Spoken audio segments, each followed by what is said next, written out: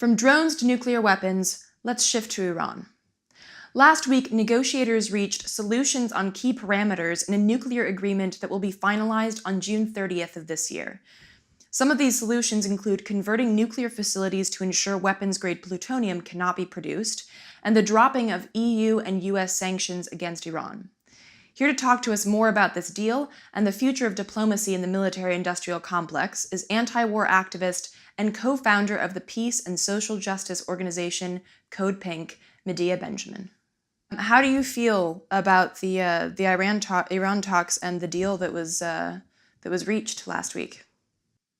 I feel great about it. I think it's wonderful that the Obama administration is finally using diplomacy instead of military options. And I think the deal is one that obviously has to be worked out in the details in the coming months.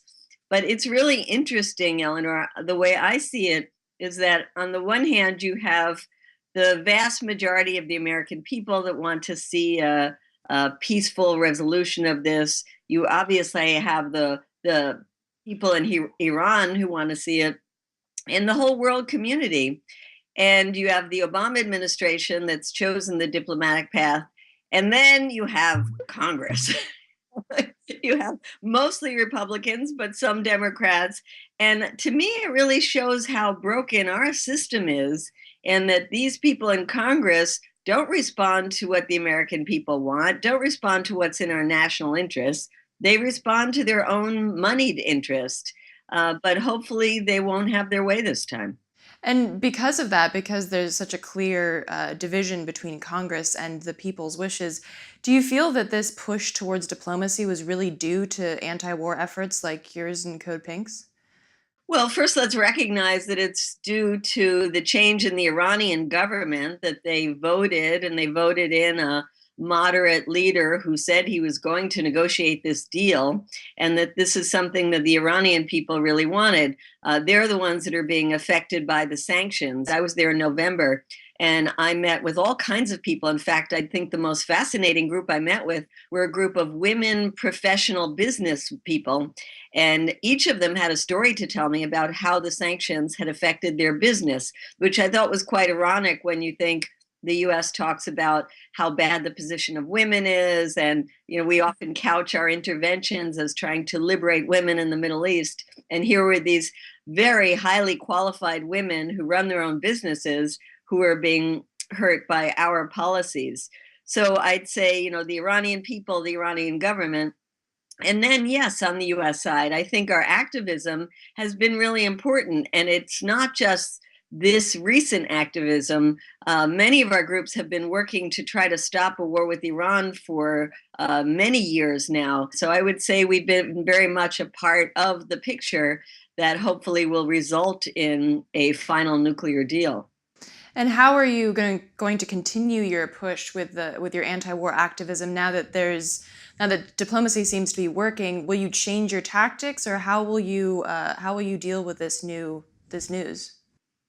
I think the next couple of months are still very critical months, and we shouldn't put on our guard and say, "Aha, there's the outlines of the deal, and now we can relax."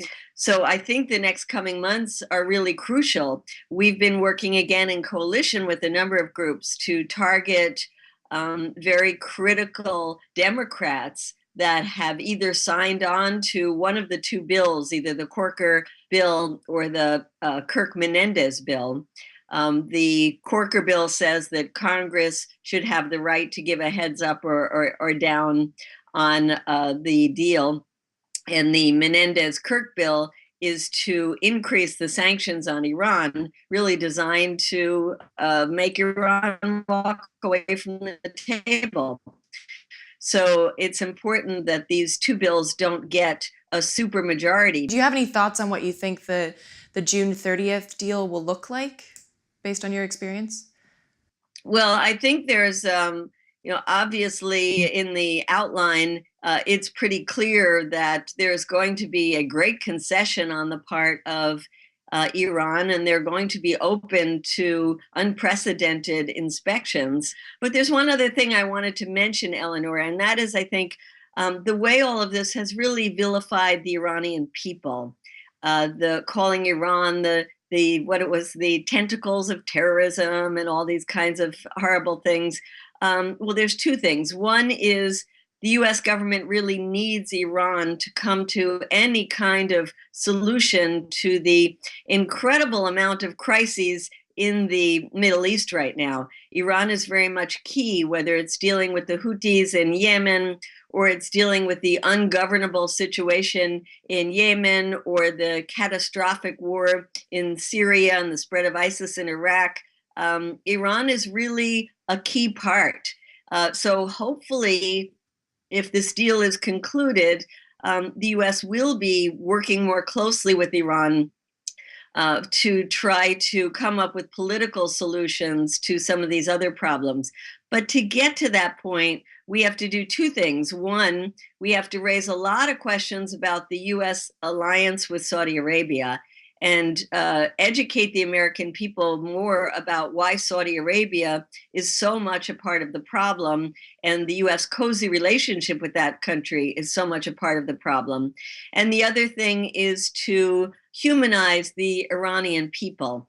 Sure, the Iranian government has lots of problems. I don't think we should be saying we're great supporters of the Iranian regime. So one of the things we'd like to do, and you and your listeners might have some ideas, is how, particularly in the coming months, we can do events around the country, we can do online actions that show the beauty of the Iranian culture, Iranian music, Iranian food, a campaign like We Love the Iranian People, to really build the bonds of friendship between people in this country and people in Iran, because it's those kind of long-term interactions that are very helpful in stopping our governments from fighting each other. How could people get involved with these ideas that you're talking about, sort of humanizing the Iranian people, or just in the anti-war movement in general?